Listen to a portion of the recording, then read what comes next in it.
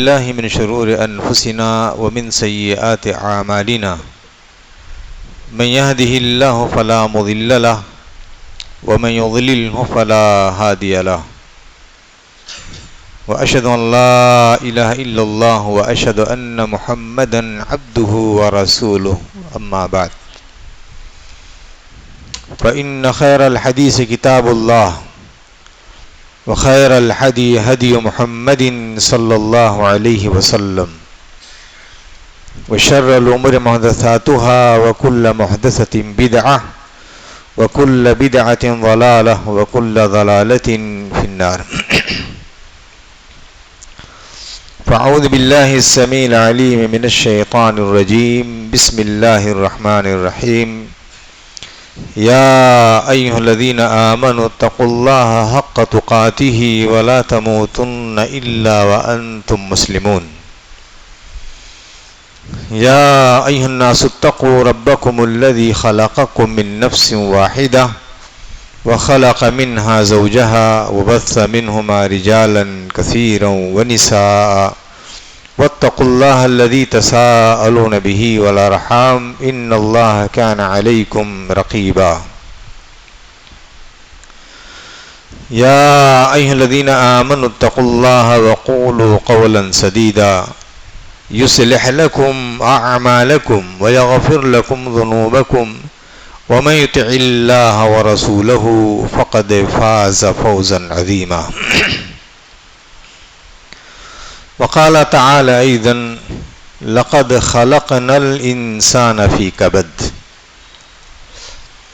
وقال النبي صلى الله عليه وسلم ما يصيب المسلم من نصب ولا وصب ولا هم ولا حزن حتى الشوكة يشاكها إلا كفر الله بها من خطايا أو كما قال صلى الله عليه وسلم. حمد و ستائش اللہ رب العزت کے لیے ہے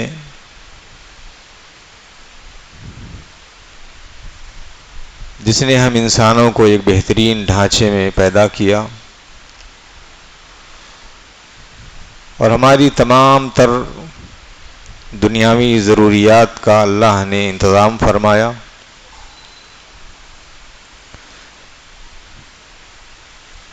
ساتھ ہی ساتھ اللہ تبارک تعالی نے خوشی اور غمی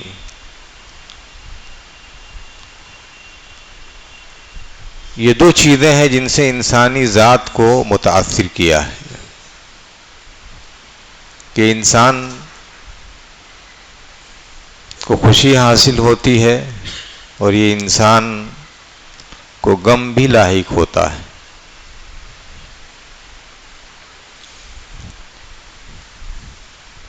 مقصد اللہ تبارک تعالیٰ کا یہ ہے کہ انسان جب خوش ہو تو اللہ کا شکر بجا لائے اور انسان کو جب غم اور تکلیف لاحق ہو تو اللہ تبارک تعالیٰ کی طرف رجوع کرے اور صبر سے کام لے جائے. نبی محترم صلی اللہ علیہ وسلم کی حدیث ہے کہ عجبا لامر المؤمن امرہ کلہ خیر، کہ مومن کا معاملہ بھی کتنا عجیب ہے کہ اس کا ہر معاملہ خیر اور بھلائی پر مبنی ہے. ان اصابتہ سراء فشکر کان خیرا لہ، اگر اس کو خوشی پہنچتی ہے تو اللہ کا شکر ادا کرتا ہے اور یہ شکر اس کے لیے بہتر ہے. وَإِنْ أَصَابَتْهُ ضَرَّاءٌ فَصَبَرَ كَانَ خَيْرًا لَهُ، اور اگر اسے کوئی غم اور تکلیف اور مشقت اگر لاحق ہوتی ہے تو وہ صبر کرتا ہے اور یہ صبر بھی اس کے لیے بہتر ہوتی ہے. وَلَا يَكُونُ إِلَّا لِمُؤْمِنٍ، اور یہ مومن کے لیے ہی خاص ہے، یہ مومن کے لیے ہی خاص ہے. تو میرے بھائیو، اللہ تبارک تعالیٰ نے ہماری جو تخلیق فرمائی ہے، ہماری تخلیق کے ساتھ ایک خاصہ رکھ دیا ہے. جو میں نے آیت پڑھی ہے سورۃ البلد کی، اس آیت میں اسی چیز کی طرف اشارہ ہے کہ لقد خلقنا الانسان فی کبد، کہ ہم نے انسان کو مشقتوں میں پیدا کیا. کیا معنی؟ اس کا معنی یہ ہے کہ کوئی دنیا میں ایسا نہیں ہے کہ جو یہ نہ کہے کہ ہم غم سے آزاد ہیں، ہمیں فکر نہیں ہے، ہمیں تکلیف نہیں ہے، ہمیں کسی نوعیت کی پریشانی نہیں ہے. ہر کسی کو کسی نہ کسی طریقے سے اس دنیا کے اندر پریشان نظر آتا ہے. جو ہے کسی انسان کو اپنی ازدواجی زندگی کی مشکلات اور پریشانیاں ہیں، کسی کو اپنی تجارت، اپنے کاروبار کی پریشانیاں ہیں. کچھ لوگ ہیں جو اپنے صحت اور تندرستی کو لے کر کے بیچارے پریشان ہیں.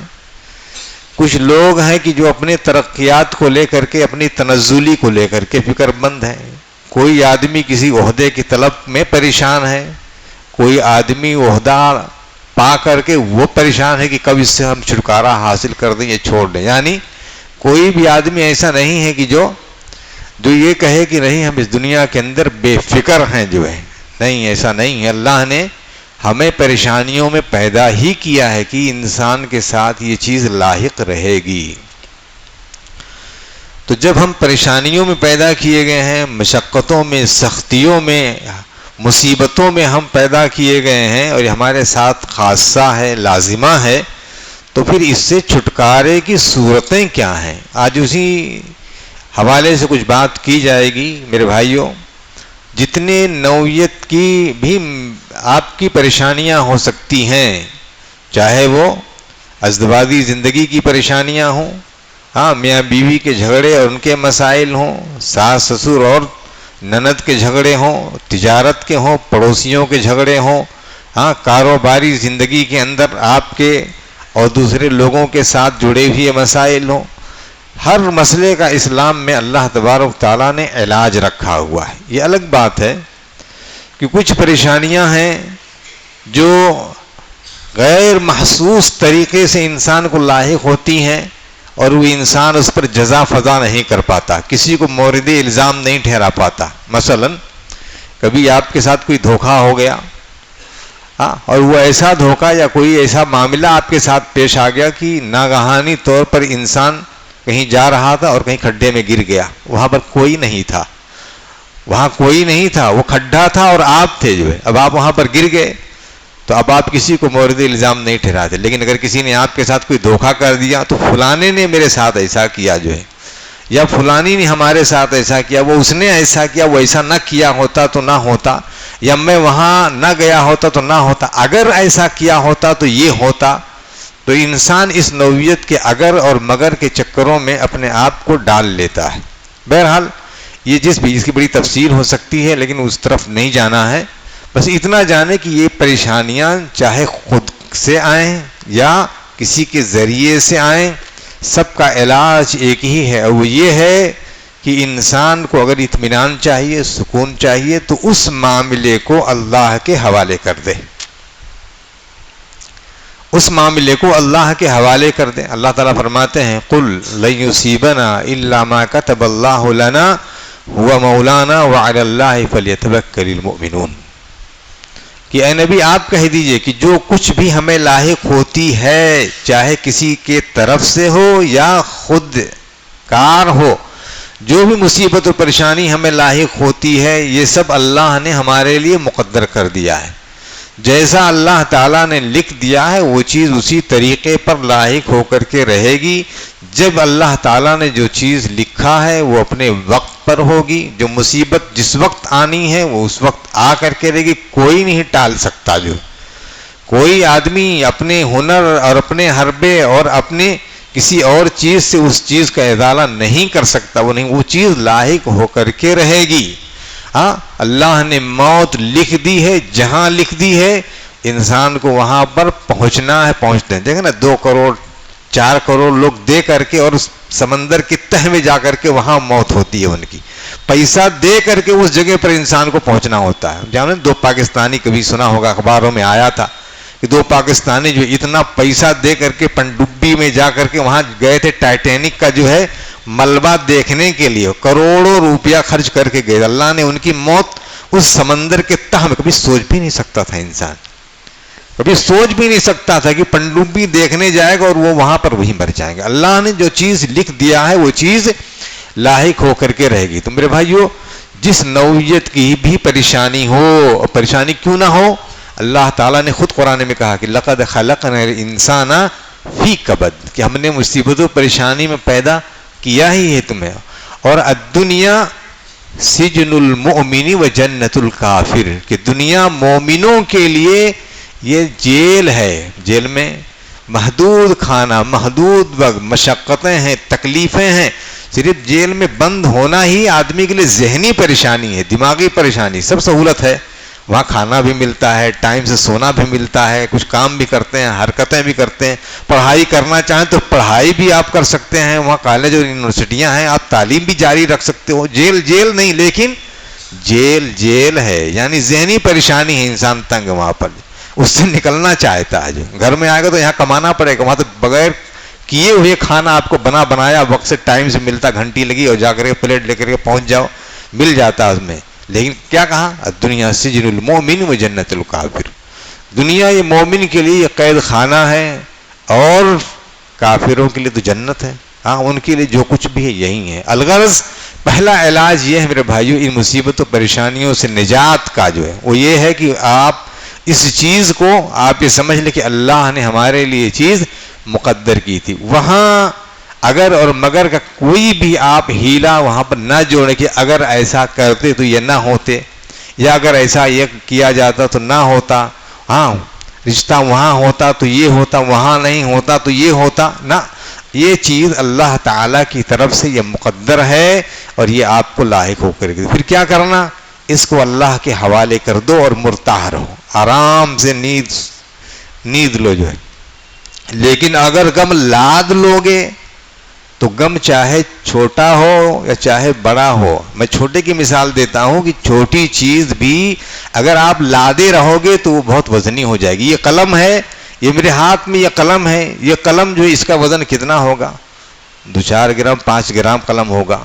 اگر میں اس کے لیے رہوں تو مجھے کوئی تکلیف نہیں. اگر ایک گھنٹہ اسے تھامے رہوں تو تکلیف ہوگی، 20 گھنٹہ اس کو تھامے رہوں تو اور زیادہ تکلیف ہوگی. ایسے قلم لٹکائے رکھوں جو ہے سال بھر تو یہ ہاتھ شل ہو جائے گا، جو ہے یہ کام نہیں کرے گا. جو ہے ایسی مصیبتیں پریشانیاں ہیں، چھوٹی مصیبت آئے تو اس کو جھڑک دو، جو ہے اس کو اپنے دل میں لاد کر کے مت گھومو جو ہے کہ یہ پریشانی ہے لاحق نہیں، نجات حاصل کرو اس سے. جو اگر اس کو لادے رہو گے تو وہ بوجھل ہو جائے گا جو ہے، اور آپ کا دل جو ہے وہ ہر وقت دل میں وہی چیز بسی رہے گی. ہاں، پھر ان سے بیان کرنا، پھر انسان کیا کرتا ہے؟ پھر انسان برائیوں کے راستے کی طرف جاتا ہے. جو ہے ہاں، کوئی گھر میں تکلیف ہو گئی، کسی کو کسی کی طرف سے ہو گئی، بیوی کو شوہر کی طرف سے، اب وہ چاہتی ہے کہ اپنی پریشانی کو تو کیا فلانے پڑوسن سے جا کر کے وہ ذکر، پڑوسن جا کر کے ان سے ذکر. حالات خراب ہوتے ہیں، نزا کا باعث بنتا ہے. جو تکلیفیں جو ہے گھر میں فلاں کی طرف سے تکلیف ہے، ساس کی طرف سے تکلیف ہے، بہوؤں کو ساسوں سے تکلیف ہے، ہاں ساس کو بہوؤں سے تکلیف ہے. یہ سب مسائل اگر آپ لاد کر کے گھومو گے زندگی کے اندر تو آپ ان سب چیزوں سے آپ کی زندگی خوشگوار نہیں گزرے گی. ان کو ضبط کر لے جاؤ، پی جاؤ. جو ہے ان کو کبھی ذہن و دماغ کے اوپر لاد کر کے مت گھومو. جو ہے اس کا تذکرہ اللہ سے مدد حاصل کرو. جو ہے اللہ سے مدد حاصل، ورنہ کیا ہے یہ دوسرے جو راستے ہیں برائی کے، وہ برائی کے راستے کی طرف آپ چل پڑیں گے. ہاں، آج ہوتا کیا ہے، ہم اگر کسی غم میں مبتلا ہو گئے تو ہم ساتھی ڈھونڈتے ہیں کہ چلو کسی ساتھی کے پاس چلے جائیں. ساتھی کے پاس جائیں گے، اپنا غم، یہ آپ کو کیسے ہو گیا؟ ارے فلاں، ارے اس کو ایسا نہیں کرنا چاہیے تھا، کیسے اس نے کیا، چلو میں دیکھتا ہوں. اب آپ دیکھنے کے، وہ دوسرا بھی چلا گیا آپ کے ساتھ دیکھنے کے لیے. اب گئے دوسرا، تیسرا، چوتھا، پانچواں، پتہ کیا چلا کہ جو بات ہضم کر لینی تھی، ہاں وہیں دفن کر دینا تھا، وہ نہیں ہو پایا. اب جا کر کے یہ نزاع اور جھگڑے کا معاملہ انجام پا گیا اور پھر دوریاں بن گئیں. جو ہے اس لیے میرے بھائیوں، غموں کو، تکلیفوں کو، مشقتوں کو اسے انگیز کرنے کی کوشش کرو. جو ہے ہاں اسے پی جایا کرو. جو ہے ہاں اس کا تذکرہ نہیں جو ہے، اور اس کو معاملے کو اللہ کے حوالے کر دو. اگر آپ ایسا کریں گے تو ایک مرتاح، آرام اور سکون کی زندگی. اور ہم تو مومن ہیں، ہم ہر معاملہ اللہ کے حوالے کرنا ہماری ذمہ داری ہے کہ ہم اللہ کے حوالے کر دیں. ہم اس کو اپنے دلوں کے اندر اس کو پال کر کے نہ رکھیں جو ہے. ہاں دوسری چیز ہے کہ میرے بھائیو اس پر صبر کرو. جو صبر کرنا یہ دوسرا علاج ہے. اس نوعیت کی تکلیفوں پر صبر کرنا. جو کسی کی طرف سے کوئی بات کہہ دی گئی، استاد نے شاگرد کو کہہ دیا، شاگرد نے استاد کو کہہ دیا. آج اب دیکھیں حالات کتنے خراب ہو گئے ہیں کہ پہلے ماں باپ بچوں کو مدرسے میں دے جاتے کہ مولانا اس کی ہڈی صرف آنی چاہیے، لیکن نہیں، آج چاہتے ہیں ماں باپ چاہتے ہیں کہ آج مدرسے والے یا اسکول والے میرے بچوں کا کپڑا پریس کر کے ٹائٹ کر کے میرے گھر بھیجیں تاکہ میرے بچے کے جسم کے اوپر کوئی داغ نہیں ہونا چاہیے، جو ہے کوئی علامت نہیں ہونی چاہیے. آج حالات آپ دیکھ رہے ہو، پھر نوعیتیں دیکھ رہے ہو کہ تعلیم کی کیا ہے. ڈانٹ تک برداشت نہیں کیا جا رہا ہے، جھڑک تک برداشت نہیں کی جا رہی ہے. کمپلین ہو جا رہا ہے پولیس تھانے کے اندر، فلاں استاد نے اس کو دھمکی دیا اور اس نے ایسا کر لیا. جو ہے میرے بھائیوں تو دیکھیے ہمیشہ آدمی صبر اور ضبط سے کام لے. جو ہے آپ صبر اور ضبط کرو گے تو دنیا میں اللہ تعالیٰ نے آپ کے لیے اجر اور ثواب رکھا. جو ہے یا ایھا الذین آمنوا استعینوا بالصبر والصلاۃ، دنیا میں کوئی بھی غم، کوئی بھی تکلیف، کوئی مصیبت ہے اس پر صبر کرو، ضبط کرو. جو ہے ہاں اس پر جو ہے کوئی کسی نوعیت کا کوئی آدمی ایسا اظہار نہ کرے. جو ہے کوئی ایسی برانگیختی کا معاملہ نہیں ہونا چاہیے. آپ صبر کا دامن تھامے رہیں گے، آپ بہت مرتاح رہیں گے. آج دیکھیں آپ سفر کر رہے ہوتے ہیں تو آپ دیکھیں کتنے حالات آتے ہیں، کیا کچھ کر دیا گیا. ایک طرفہ ایسے نہیں ہوتا کہ آپ جا رہے ہو کوئی آ کر کے آپ کو یوں ہی ایسے مار دے گا یا آپ کو، نہیں، پہلے کچھ چھیڑے گا، پھر آپ اس پر باتاکانی کریں گے، پھر آپ جو ہے جذبہ دکھائیں گے، جوش دکھائیں، پھر معاملہ بہت دور تک جاتا ہے. صبر کر لے جاتے ہیں، بھلے ایک تماچا اس نے مار دیا تھا آپ کو، آپ اس پر صبر کر لیے جاتے ہیں تو آپ کے لیے کچھ نہیں ہوتا ہے.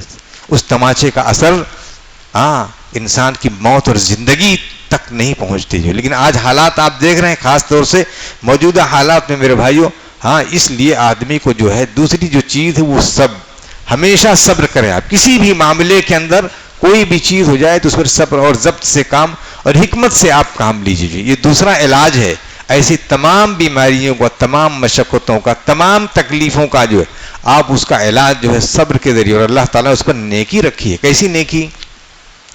اللہ کے نبی صلی اللہ علیہ وسلم کی حدیث ہے کہ ما یصیب المسلم من نصب ولا وصب ولا ہم ولا حزن حتی الشوکۃ یشاکها الا کفر اللہ بها من خطایا. کہ ایک مسلمان کو جو غم پہنچتا ہے، جو غم لاحق ہو، جو ہے جو پریشانی ہو، حزن و ملال ہو، جو ہے کسی یہاں تک کہ وصب اور نصب کا لفظ آتا ہے، یعنی یہ جو پسینہ آدمی کو نکلتا ہے نا، آپ کام کرتے ہو، اس پسینے پر بھی اللہ تبارک تعالیٰ نے آپ کے لیے اجر رکھا ہوا ہے. سوچیے محنت کر رہے ہو، اس محنت اور اس سختی کی بنیاد پر آپ کو پسینہ آ رہا ہے، اللہ تبارک تعالیٰ نے اس پر بھی آپ کے لیے اجر اور ثواب رکھا ہے. ما یصیب المسلم من نصب ولا وصب، یہ تھکاوٹ جو آتی ہے، اس تھکاوٹ پر بھی اللہ تبارک تعالیٰ نے اجر و ثواب رکھا ہوا ہے.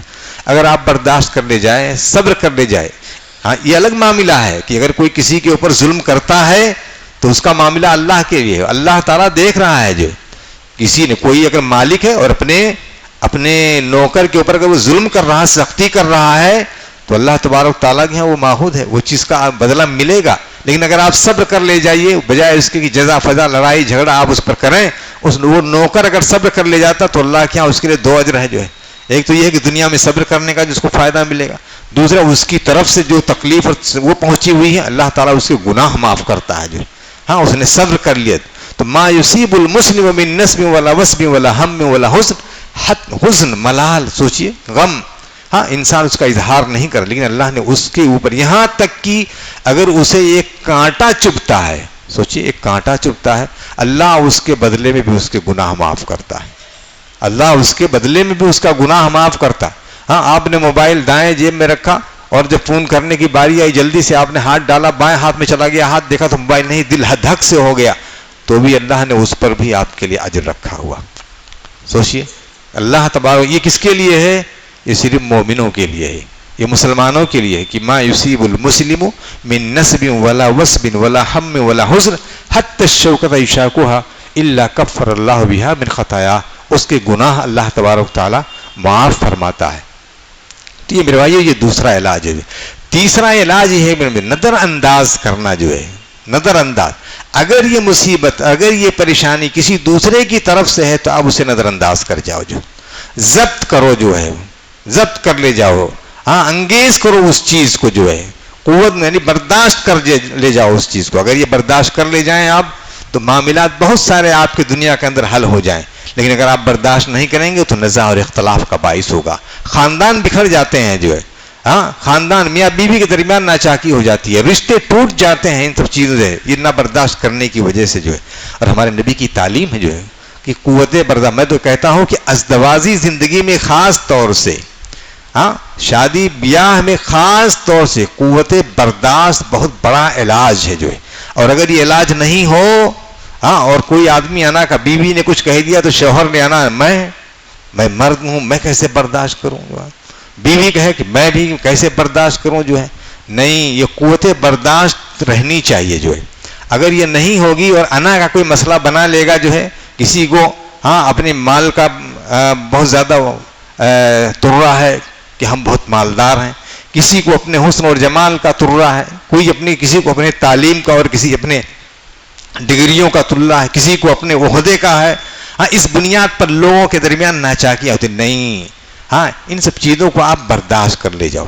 اور دونوں مثالیں دیکھ لو اللہ کے نبی صلی اللہ علیہ وسلم کی زندگی، ازدواجی زندگیوں کی خاص طور سے، جو ہے ہاں کہ کیسے رشتے کیسے نبھتے ہیں. اللہ کے نبی صلی اللہ علیہ وسلم اپنے صحابہ کے اسی جھرمٹ میں بیٹھے ہوئے ہیں اور حضرت ام سلمہ رضی اللہ تعالیٰ عنہ کی طرف سے کسی پیالے میں کوئی چیز آئی، جو ہے اللہ کے نبی حضرت عائشہ رضی اللہ تعالیٰ عنہ کے گھر میں تھے. سوکنوں کو تو آپس میں لگا رہتا ہے، جو ہے سوکنوں کا آپس میں لگا رہتا ہے، جو ہے ہاں اس چیز کو حضرت عائشہ نے برداشت نہیں کیا. وہ خادم کے ہاتھ سے جو برتن آیا اس میں ہاتھ مارا اور وہ پلیٹ گر گیا، ٹوٹ گیا، 2 ٹکڑے ہو گئے اس کے، جو ہے ہاں. سوچئے آپ اندازہ لگائیے کہ ہم اگر ہوتے ایسی جگہ پر، میری بیوی جو اگر ایسی گستاخی کرتی تو ہم کیا کرتے. ہمارے ہاں تو وہ 3 نال کی بندوق ہے، ہر آدمی لیے رہتا ہے اور داغ دیتا فوراً. جیسے ہی اگر ایسی کوئی حرکت ہوتی ہاں کہ میری انسلٹ ہو گئی میرے ساتھیوں کے درمیان، جو ہے ہاں یہ بڑے بڑے معزز لوگ میری تو ناک کٹ گئی، عزت میری چلی گئی. آپ کی عزت اللہ کے نبی کی عزت سے زیادہ ہے؟ ہماری عزت اللہ کے نبی صلی اللہ علیہ وسلم کی عزت سے زیادہ ہے؟ ہاں نہیں. اللہ کے نبی نے کیا کہا؟ اندر سے دوسرا صحیح سالم پلیٹ منگایا اور غلام کے ہاتھ میں واپس کر دیا. ادھر ام سلمہ کو پتا بھی نہیں چلا کہ یہاں کیا ہوا ہے، جو ہے یہاں کیا ہوا ان کو پتا بھی نہ چلا. اور جو بیٹھے تھے صحابہ ان سے کہا کہ غارت امکم، ہاں تمہاری ماں عائشہ کو غیرت آ گئی، تمہاری ماں عائشہ کو غیرت آ گئی. ہاں سوچئے اس قدر جب قوت برداشت آدمی کے پاس ہوتا ہے تب رشتے نبھتے ہیں، جو ہے تب رشتے نبھتے ہیں، جو ہے. حضرت علی، حضرت فاطمہ، دنیا میں ان سے زیادہ کوئی جو ہے تربیت یافتہ ہو سکتا ہے؟ ان سے زیادہ کوئی دیندار ہو سکتا ہے؟ ان سے زیادہ کوئی طاقتور ہو سکتا ہے؟ ایمان والا ان سے زیادہ کون؟ لیکن نہیں ہو گیا. میاں بیوی درمیان میں ہوتے ہیں جو ناچاکیاں. یہ دیکھیو اگر نہیں ہوں گے تو وہ برتن کمزور ہوں گے، وہ رشتے کمزور ہوں گے جس میں باتہ کانی نہ ہو، جو ہے مٹی کے برتن ہوں گے وہ جو ٹوٹ جائیں گے، جو اور جہاں اسٹیل کا دوسرے برتن لوہے کے ہوں گے تو اس میں آواز آئے گی ہی آئے گی. جو یہ علامت ہے مضبوطی کی، جو ہے گھر میں معاملات ہونا، رشتوں میں معاملات ہونا، لڑائی ہونا، یہ علامت کس بات کی؟ یہ رشتے مضبوط ہیں. اور مٹی کے برتن ٹکراتے ہیں کبھی؟ مٹی کے برتنوں پہ ٹکرانا نہیں ہوتا، اس کو کہتے ہیں کہ یہ ٹکرائیں گے تو ٹوٹ جائیں گے، جو ہے ہاں. تو یہ علامت ہے اس بات. اب کیا کرنا؟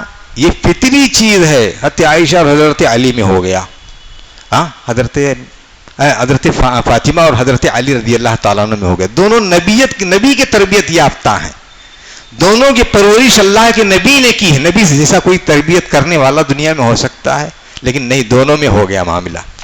اب حضرت علی رضی اللہ تعالیٰ عنہ اپنے گھر سے نکلے اور مسجد نبوی کے کچی فرش پہ جا کر کے لیٹ گئے. جو ہے ہمارے ہاں کیا ہوتا ہے؟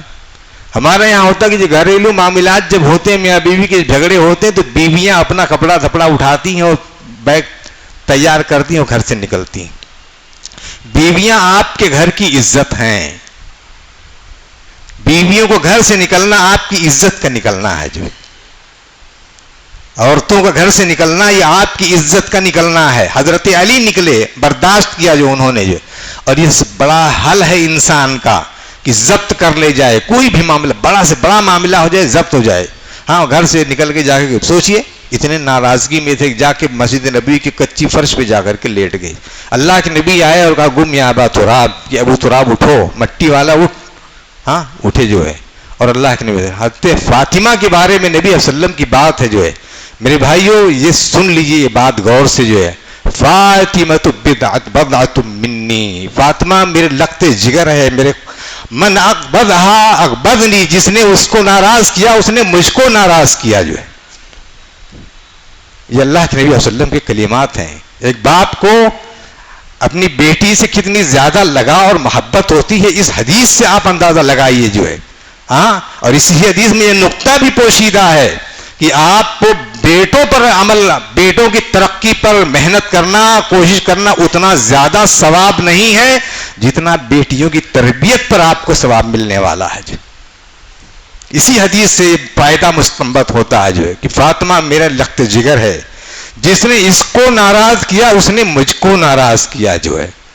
سوچ لیجئے جو ہے. اسی لیے بیٹیوں کی پرورش پر اللہ تبارک تعالی, گھروں میں بیٹیاں پیدا ہوتی ہیں تو ہمارے منہ سکڑ جاتے ہیں جو ہے. ہاں بس بہت کیا تو کیا کچھ مٹھائی اٹھائی دے دیا پڑوس وڑوس میں جو ہے کوئی نہیں. اب بیٹا جب پیدا ہوتا تو بڑا عقیقہ ہوتا ہے جو ہے. ہاں پھر اس کی مچھلی بھی رہے گی, اس میں مرغیاں بھی رہیں گی, اس میں بٹیر بھی رہے گا, اس میں سب کچھ رہیں گے. لیکن بیٹیاں پیدا ہو گئی تب یہ سب کچھ نہیں رہیں گے, صرف مٹھائیاں بٹ گئیں بس ہو گیا جو ہے.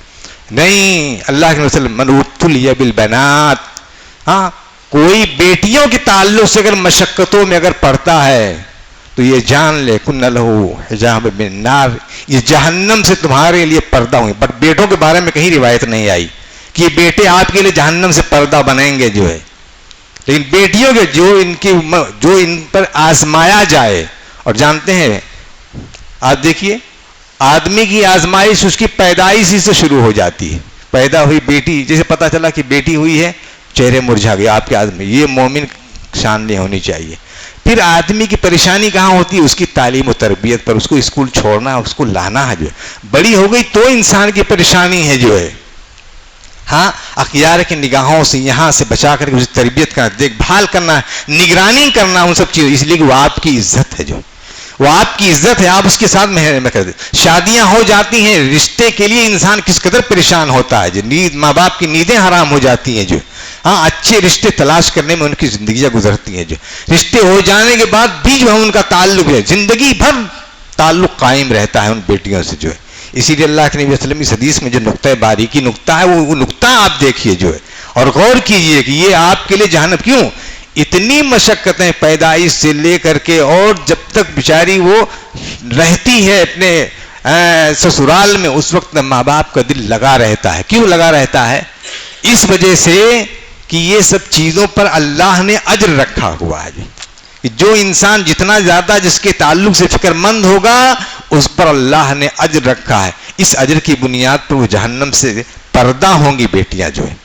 ہاں اسی لیے اللہ کے نبی صلی اللہ علیہ وسلم نے اس بات کو برداشت نہیں کیا جو ہے کہ جو آدمی ان سے بغض کرے گا. اس کا معنی یہ ہے میرے بھائیو, یہ بیٹیاں یہ امانت ہیں, جس کے یہاں بھی جائیں اس امانت کو سنبھال کر کے رکھنا, جو اپنی بیٹی سمجھنا, جو جہاں بھی جائیں ان کے ساتھ ان کی جو ضروریات ہیں, جیسے آپ انگیز کرتے ہو اپنے بیٹی کے غصے اور ناراضگیاں اور ان کی غلطیاں, ایسی دوسرے کی بیٹی کی بھی غلطیاں بھی آپ اس کو جو ہے انگیز کرو, اس کو آپ برداشت کرو جو ہے.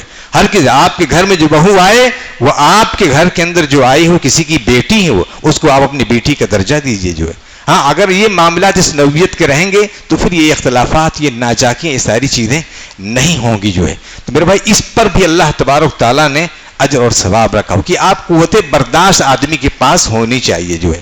تب جا کر کے رشتے نبھتے ہیں میرے بھائیوں. اور یہ رشتے صرف ایک لڑکا ایک لڑکی کا رشتہ نہیں ہوتا, خاندان جڑتے ہیں اس سے خاندان جڑتے ہیں.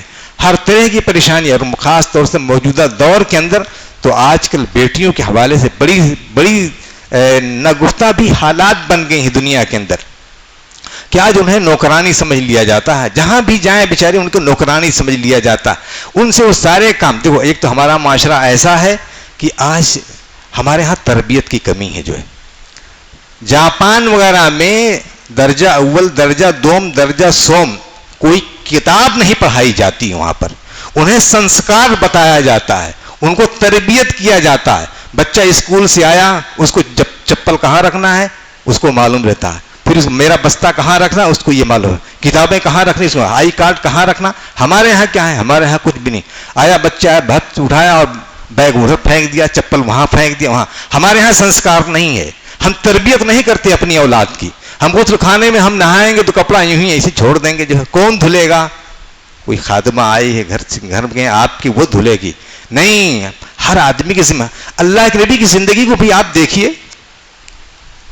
سنا ہوگا، قصہ پڑھا ہوگا کہ اللہ کے نبی صلی اللہ علیہ وسلم کپڑے خود ٹانک لیتے تھے. بیویاں نہیں تھیں، 9 بیویاں آپ کی تھیں، لیکن کپڑا اللہ کے نبی ٹانکتے تھے جو ہے.